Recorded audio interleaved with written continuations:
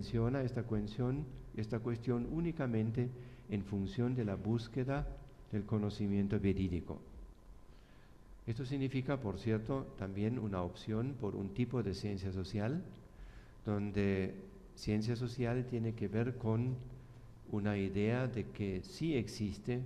una verdad objetiva, aunque sea solamente de manera aproximativa, pero como horizonte de nuestros esfuerzos sí existe, y donde ciencia social tiene que ver con la búsqueda de causas objetivas de los fenómenos, porque solamente si conocemos las causas podemos intervenir en la realidad, porque si no, es simplemente un juego interpretativo de diferentes visiones y versiones casi literarias, que son muy interesantes, pero eso no es ciencia social. Y finalmente, tercer elemento, que es tal vez el más difícil, incluso un poco desagradable a veces para uno mismo, es la identificación de continuidades estructurales en la cotidianidad de cada uno. Como ya se dijo, las ciencias sociales no solo reúnen y sistematizan información, sino buscan explicaciones de fenómenos socioculturales, para lo cual echan mano de teorías. Tales teorías permiten ver fenómenos aparentemente aislados o pertenecientes a otros contextos como elementos de estructuras y procesos más comprensivos. Sin embargo, a menudo puede repetirse incluso de la época del nacimiento de las ciencias sociales algo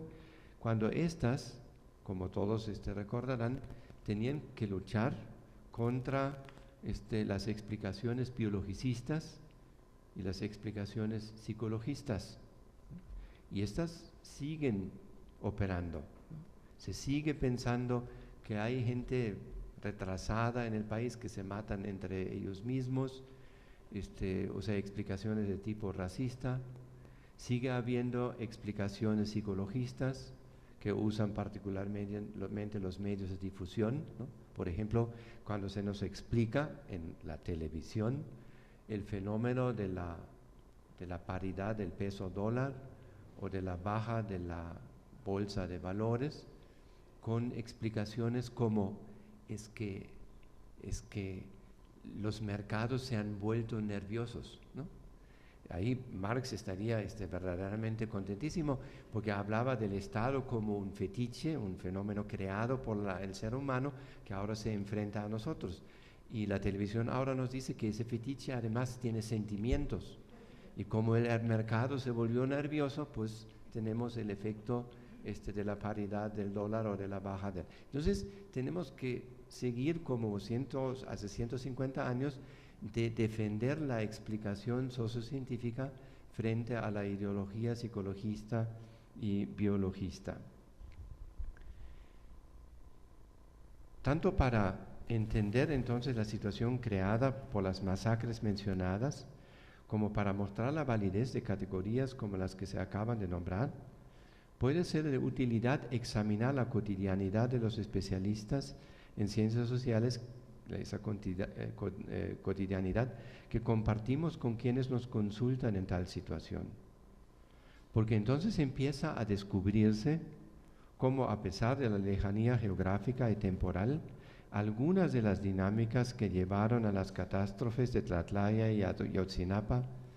de San Fernando y Hermosillo y Acteal y Aguas Blancas, están presentes en la vida de todos los días y en la región propia y en la cotidianidad propia y a veces actuadas por nosotros mismos. Y no solo en la política formal y en las estructuras económicas, el funcionamiento de los aparatos administrativos y las fuerzas de seguridad, sino también en matrices culturales y moldes discursivos, en las relaciones familiares y vecinales, en las organizaciones gremiales, religiosas y de esparcimiento, y hasta en la universidad o en el centro de investigación donde uno trabaja o estudia. ¿Dónde pueden identificarse aquí, a veces de modo grotesco y abierto, pero muchas veces más de modo aparentemente menos ofensivo y encubierto por la costumbre, por el miedo de hacer el ridículo o la simple desidia. Hay conductas autoritarias que asfixian todo tipo de crítica, donde está también en la academia el uso privado de recursos públicos, la negación a rendir cuentas más allá de rituales formales, discriminación por la lengua materna, a veces en las universidades, color de piel, apellido, estatura o género, confusión de concesión con patente de corso. Un ejemplo donde a mí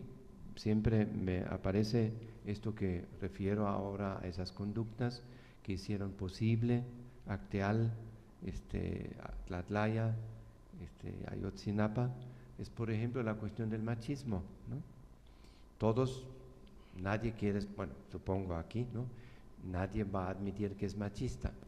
todos queremos ser no machistas, pero todos hemos sido educados en una sociedad machista. Vivimos en una sociedad llena de símbolos machistas y de vez en cuando nos descubrimos en algún chistecito, en alguna relación, en algún comentario, reproduciendo eso, con lo cual, cuando lo pensamos bien, no estamos de acuerdo, ¿no? Entonces, esas continuidades me refiero yo, que a veces uno lo ve, y con mucha razón, en estas situaciones catastróficas que estamos analizando hoy y mañana acá, y en este libro, y en este evento, pero donde a veces, sin saberlo, contribuimos a reproducir estas continuidades. Termino con este comentario que escribí acá y ahora apareció también en el video, ¿no? De la indignación a la digna acción, pudo leerse en algunas manifestaciones de protesta recientes y también en este video. Para los profesionales, estudiantes, estudiosos de las ciencias sociales, tal llamado puede ser traducido sin perjuicio de opciones personales de otro tipo, humanistas, políticas, cristianas, etc., de la indignación a la reflexión sistemática, que es la que nosotros aprendemos en la carrera y que supone que hacemos después en nuestra vida profesional. El disponer y difundir información validada y sistematizada,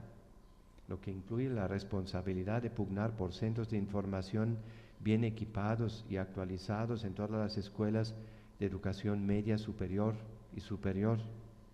un tema que en la reforma educativa no aparece por ninguna parte. Parece ser respuesta a un reclamo real. Tal respuesta incluye la explicación de los criterios para reconocer fuentes de información válidas para el análisis sociocultural y su difusión. Un segundo paso es la participación en y la animación de foros, conversatorios,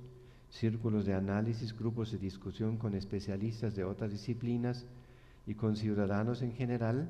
no para decirles qué es lo que deben de hacer, sino para reconocer continuidades y rupturas estructurales y para construir argumentos probables sobre causas y efectos de los conflictos mortales y por consiguiente también criterios para el examen de las recientes propuestas de funcionarios, comentaristas y usuarios de las llamadas redes sociales. Aquí apareció el presidente, por ejemplo, con un decálogo, no sé si alguien se acuerda todavía del decálogo, y ese tipo de propuestas, pues nosotros tenemos que analizar esto. Ambas actividades tendrán que realizarse paralelamente a la inducción al pensamiento sociocientífico,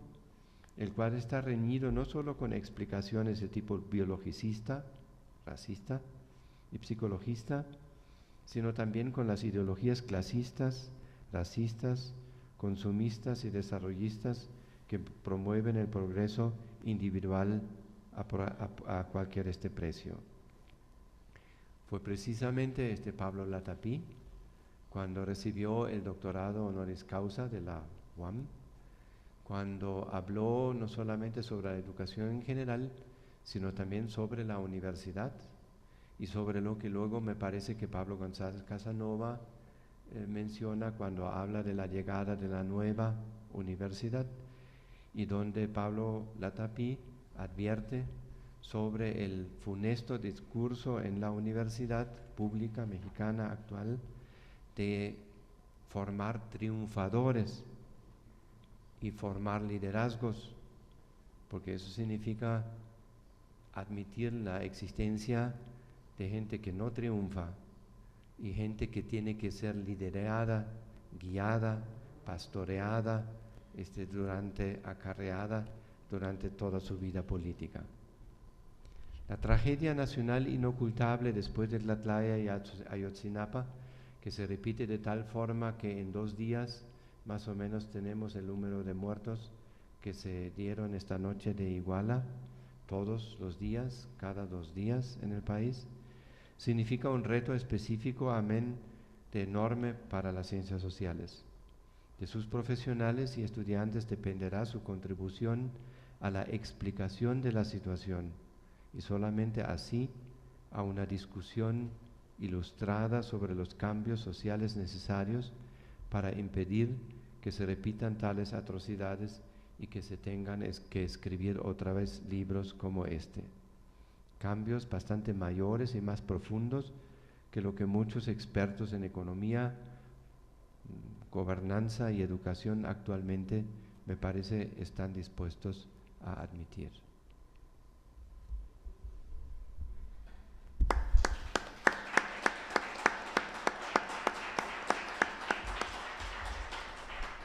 Muchas gracias, Esteban. Bueno, pues es una provocación muy interesante a todos los científicos sociales pensar cuál es la especificidad de nuestra misión y nuestra relación con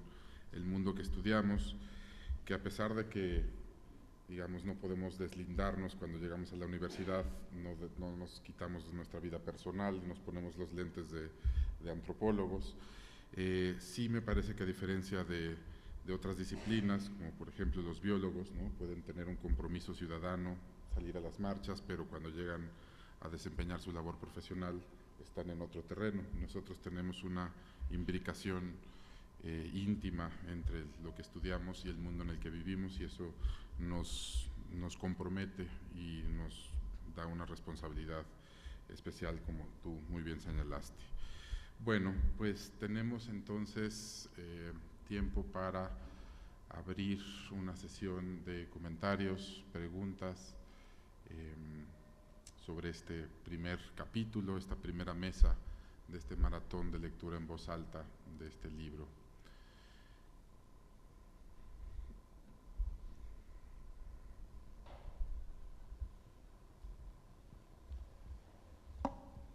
Buenas tardes. Gracias en primer lugar por sus trabajos, por su aportación a este libro, que como mencionaba el maestro Gabriel Vargas, pues ustedes no conocían el contenido del libro. Y eso fue lo afortunado, ¿no? Que creo que tiene que ver con esta preocupación que se extiende más allá de cualquier disciplina y que como científicos y universitarios cada uno reflexionó y logramos armarlo y que sus trabajos pudieran abrir justamente, que tuvieran esa cualidad de abrir el texto que ahora ya conocen, que cuando escriben los textos ustedes no conocían. Y vale la pena